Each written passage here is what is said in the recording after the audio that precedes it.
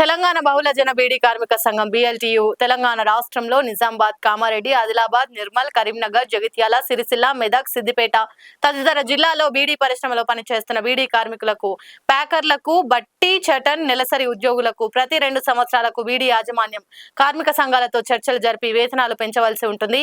పాత వేతనం ఒప్పందం తేదీ ముగిసిన నాటికి నూతన వేతన ఒప్పందం బీడీ యాజమాన్యం కార్మిక సంఘాలతో చేసుకోవాల్సి ఉంటుంది. ఇక తెలంగాణ బహుళజన బీడీ కార్మిక సంఘం BLTU రాష్ట్ర కమిటీ నుండి మార్చి 23, 2026న తెలంగాణ బీడీ యాజమాన్య సంఘంకు డిమాండ్ నోటీస్ ఇచ్చారు.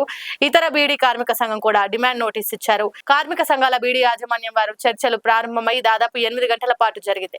చివరి చర్చలు ముగిశాయి. ఈ చర్చలకు తెలంగాణ బీడీ యాజమాన్యం సంఘం రాష్ట్ర అధ్యక్షులు శ్రీ హితేంద్ర ఉపాధ్యాయ, రాష్ట్ర ప్రధాన కార్యదర్శి శ్రీ ధర్మేంద్ర గాంధీ, దేశాయి బీడీ కంపెనీ నుండి రాస్మికాంత్ తదితరులు పాల్గొన్నారు. ఈ చర్చలో ఉన్న బీడీ తెలంగాణ కార్మిక సంఘాల నుండి రాష్ట్ర అధ్యక్షులు అలాగే తదితరులు కూడా చర్చల్లో పాల్గొని కింది డిమాండ్స్ ను అడగడం జరిగింది. ఏదైతే వాళ్ళ బీడీ కార్మికులకు ప్రస్తుతం ఉన్నటువంటి వేతనం మీద 20% పెంచియాలన్నది, అదేవిధంగా బీడీ ప్యాకర్లకు ఉన్న వేతనం మీద 70% కూలి పెంచియాల. ఒకవేళ అది సాధ్యం కాకపోతే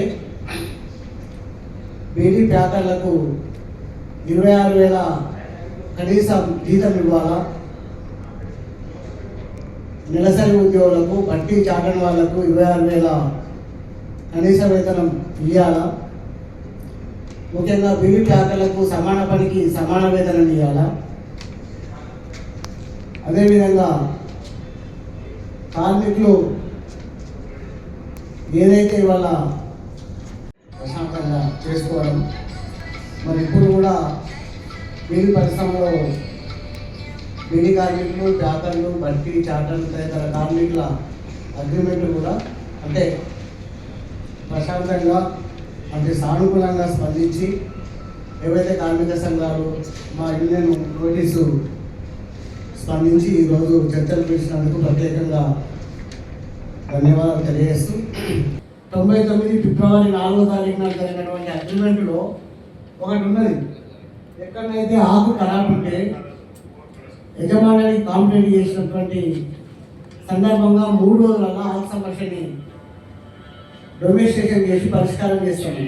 కానీ వల్ల చాలా కంపెనీలలో తీవ్రమైనటువంటి ఆకు ప్రాబ్లం ఉన్నది. దీనివల్ల కార్మికులు మాకు 2 రూపాయలు తగ్గినా సరే కానీ ఆకు సమస్య దాని పరిష్కారం దూపుడి అనేది కార్మికులు వస్తున్నటువంటి ఆవేదన.